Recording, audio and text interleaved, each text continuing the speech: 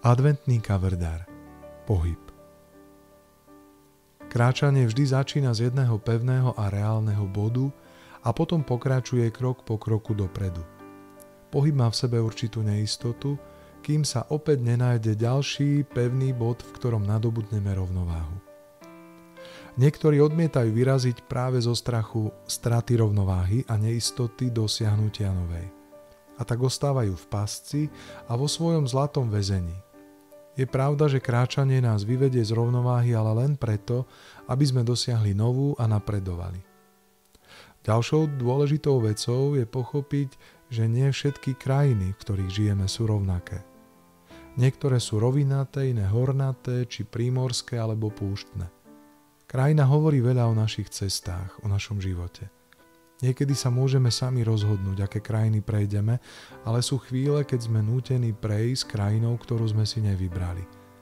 Nie je nezvyčajné, že v živote musíme robiť strmé stúpania, keď všetko, čo chceme, nie je jasnou a rovnou cestou.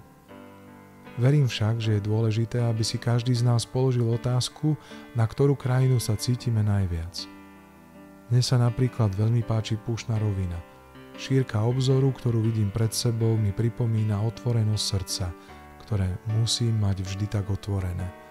A púštna obloha v noci je ako pamiatka na Božie povolanie, na ktoré cez deň kvôli horúčave slnka zvyknem zabúdať.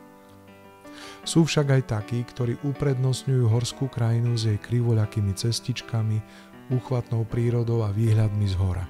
Rádi lezú a hoci je to riskantné, baví ich to. Iní uprednostňujú piesok mora, ako objatie medzi nebom, zemou a vodou. Identifikujte svoju krajinu a pochopíte veľa o sebe, o svojej osobnosti i o svojich vzťahoch.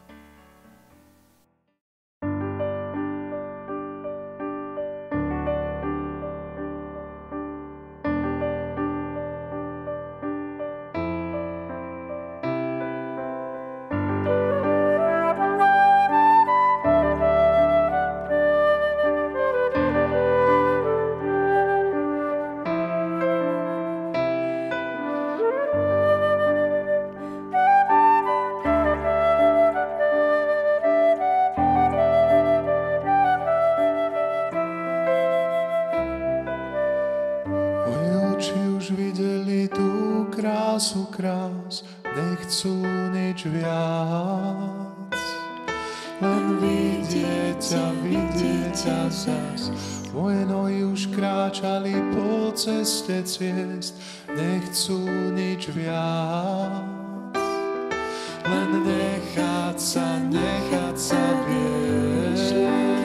Utichli, na ničom nezáleží viac. Skláňam sa k nohám kráľa, počúvam lásky hlas. Si moja nádej a moje všetko, radosť, čo nenechám si vziať. To, čo tlie, nech horí, horí zas. To, čo tlie, nech horí, horí viac. Myšlienky utichli, na ničom nezáleží viac. Skláňam sa k nohám kráľa, počúvam lásky hlas.